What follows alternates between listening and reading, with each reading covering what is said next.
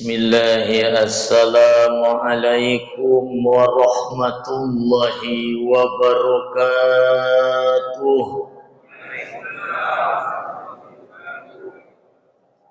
Daun salam dipotong gergaji. Semoga yang jawab salam tahun depan pergi haji.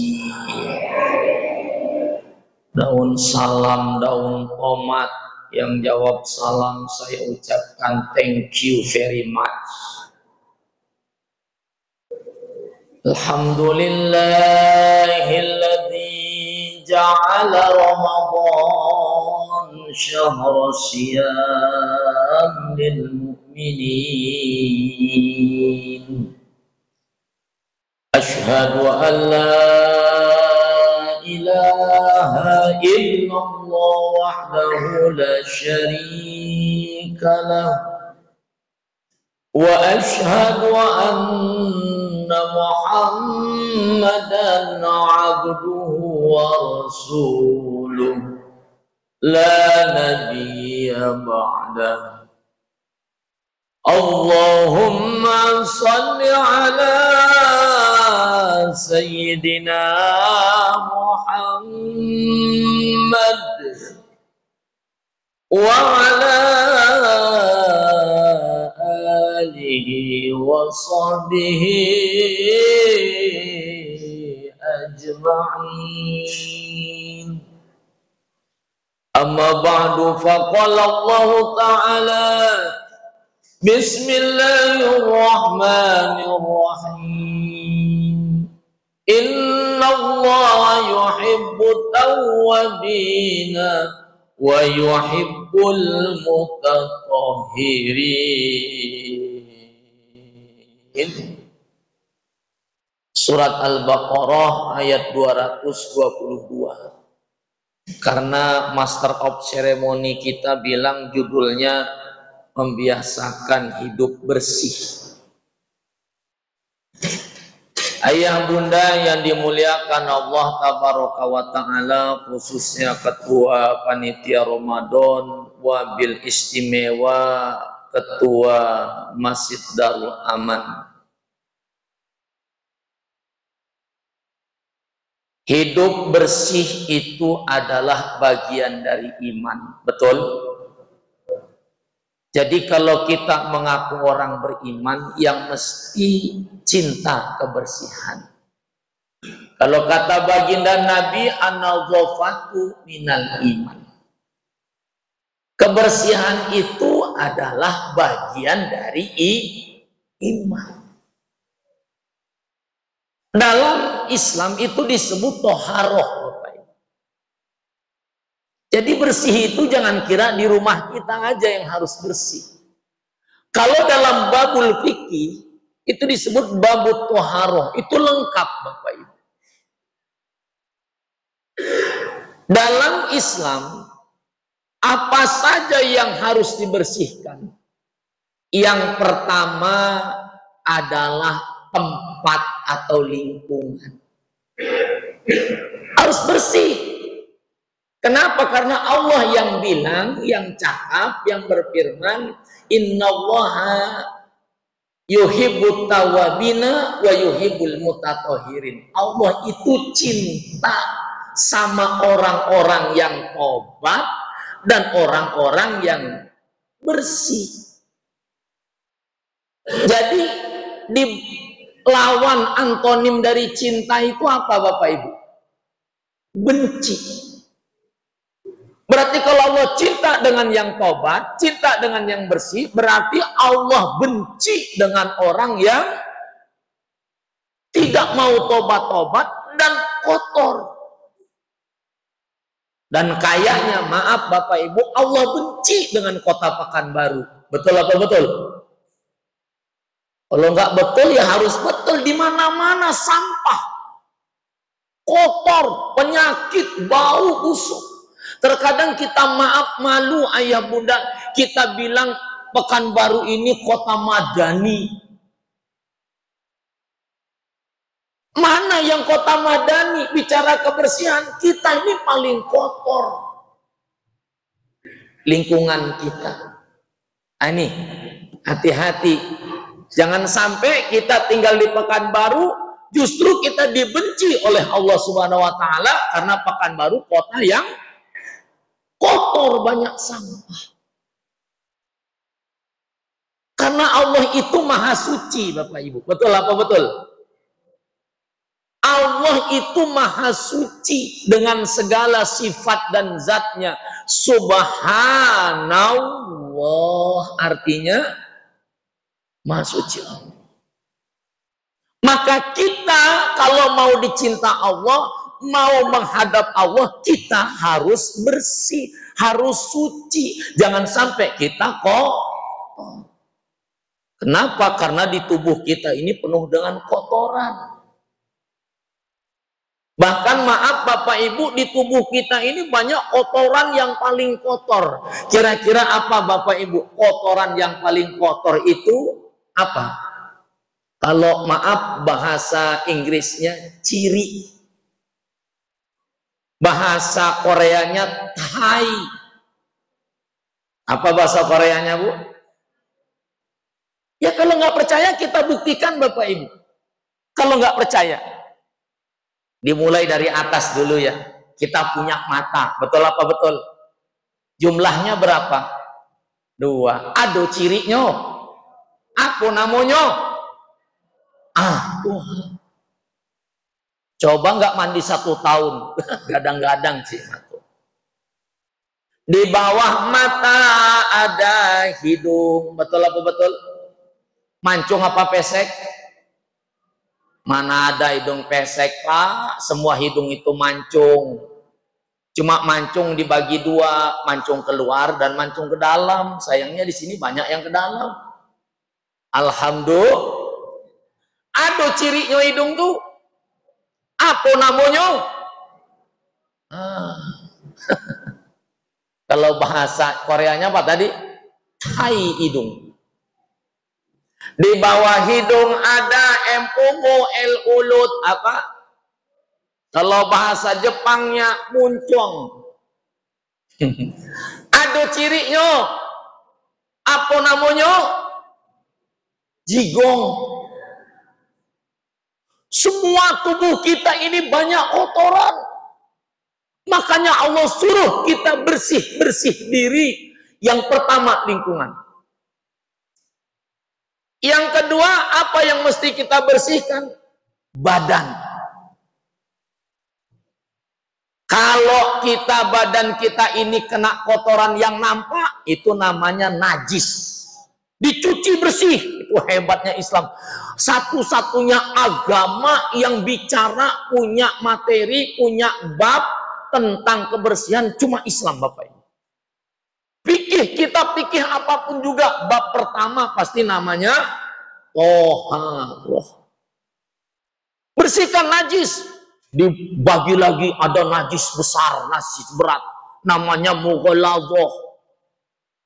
Bagaimana membersihkannya? Membersihkannya dicuci sama air 7 kali. Yang pertama dicampur dengan tanah atau pasir. Tuh. Hebat Islam Bapak Ibu. Cuma satu-satunya agama kita. Contohnya terkena air liur anjing, babi. Ada lagi yang tengah-tengah namanya najis mutawasitoh. Sedang. Contohnya pipis anak bayi perempuan. Itu sudah mutawasitoh itu. Harus dicuci bersih. Kalau enggak sah kita sholat. Enggak sah kita ibadah. Kalau anak laki-laki yang masih menyusui, belum makan apa-apa, itu enggak masuk. Itu masuk najis mukhaffafah, najis ringan, najis kecil. Cukup diusap air aja selesai. Tapi anak perempuan, walaupun bayi baru lahir, pipis dia, mutawasitoh. Kemudian kalau nggak nampak kotorannya, namanya hadas. Apa namanya? Hadas. Ada hadas besar, ada hadas kecil. Kalau hadas besar dengan mandi. Kalau hadas kecil, nawaitul wudu'a, ngilangkannya dengan wudu. Ini hebatnya agama kita, Bapak. Bersihkan badan, lingkungan bersih, Masya Allah, harum, sehat, badan bersih. Yang ketiga apa? Pakaian. Nggak sembarangan orang Islam itu. Walaupun pakaiannya sederhana, walaupun pakaiannya tidak baru, yang penting bersih. Ini sudah pakaiannya kumel, udah 1 bulan dipakai untuk sholat taraweh, pingsan jamaah di sebelahnya. Ya minimal kena flu, hacin katanya. Makanya Islam itu hebat. Nah, lingkungan sudah bersih, Pak Kiai. Pakaian sudah bersih, badan sudah bersih. Yang terakhir ini yang paling penting dalam Islam. Apa itu? Hati. Fi qulubihim maradun fazadahumullahu maradha. Kalau nggak dibersihkan penyakit itu, maka kata Allah dia akan bertambah. Makanya maaf Bapak Ibu, penyakit hati yang paling kecil kata para ulama namanya SMS. Apa namanya? SMS. Ada yang tahu apa SMS singkatannya? Senang melihat orang susah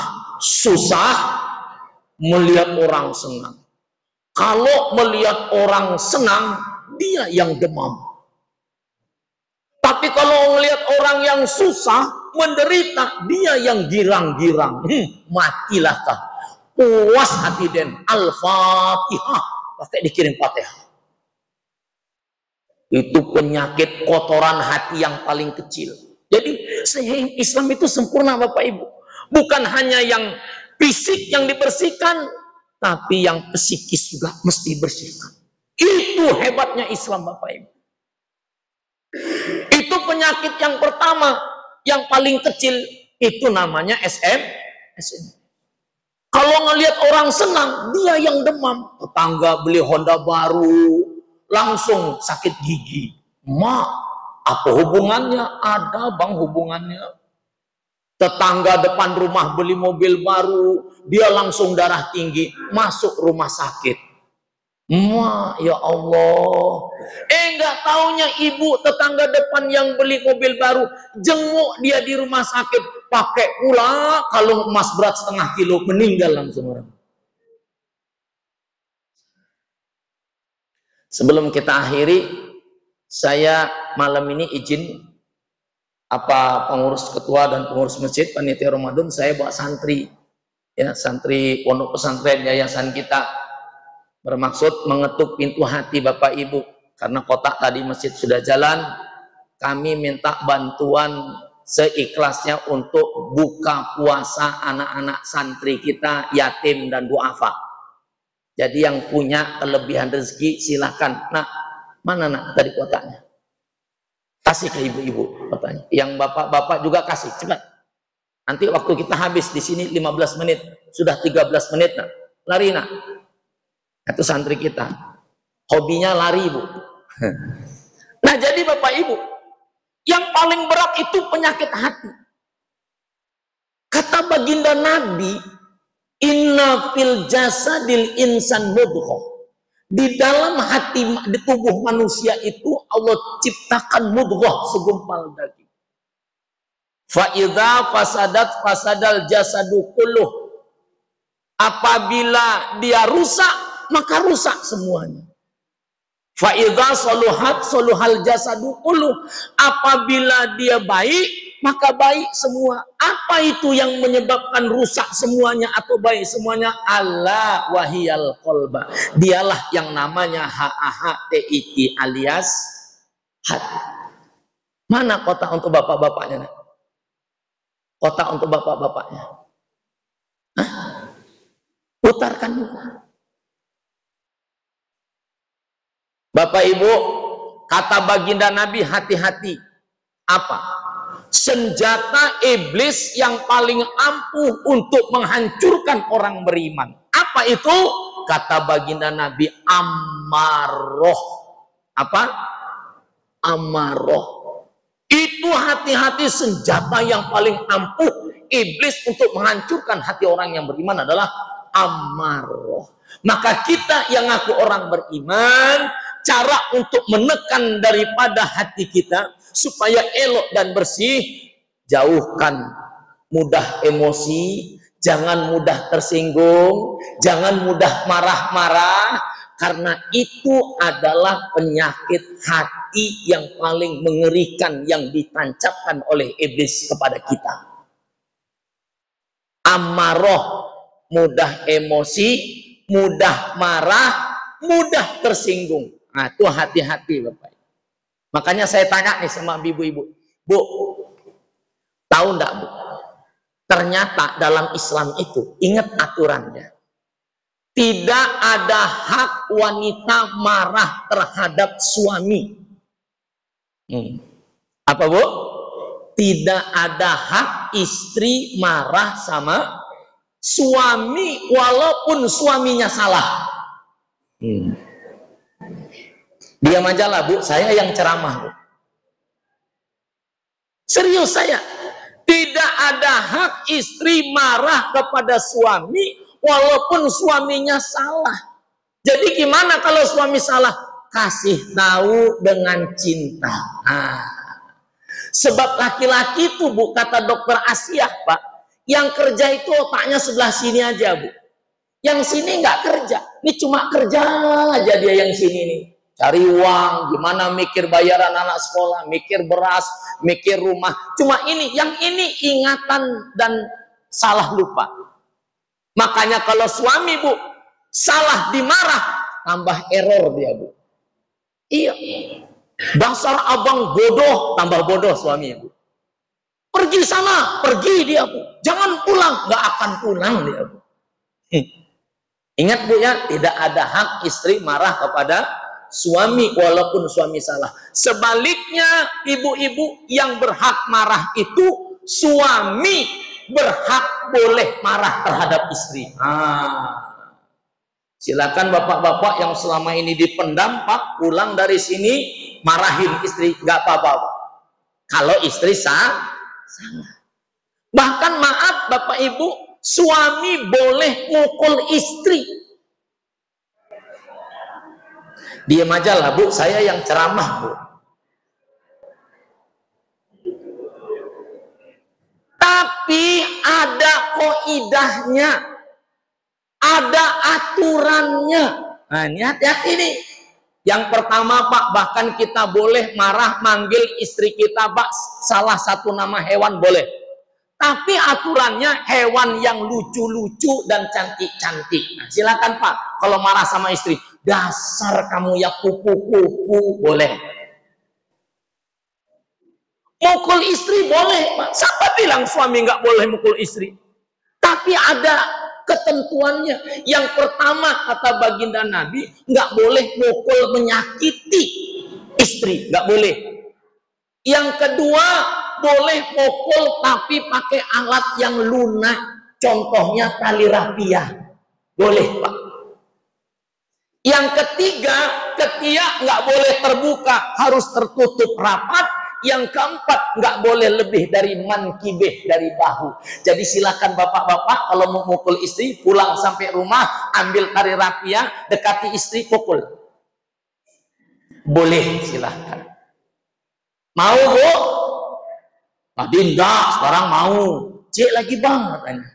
Artinya apa? Dalam Islam itu tidak ada KDRT, yang ada sakinah, mawaddah, warohmah. Jadi gimana kalau ada suami selama ini menyakiti istri? Cepat istighfar, minta maaf. Jadi gimana kalau ada istri yang marah bentak suami? Cepat minta maaf, cepat istighfar. Yuk sama-sama. Astaghfirullah Rabbal baraya.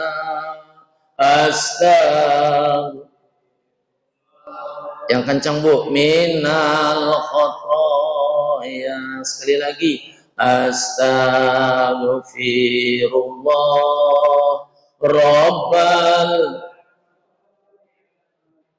Astaghfirullah minal khotoya.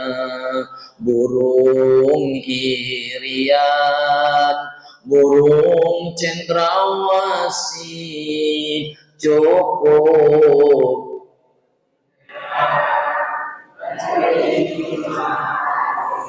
Thank you, Besti. Itu saja. Subhanakallahumma bihamdika asyhadu an la ilaha illa anta astaghfiruka wa atubu ilaik. Assalamualaikum warahmatullahi wabarakatuh.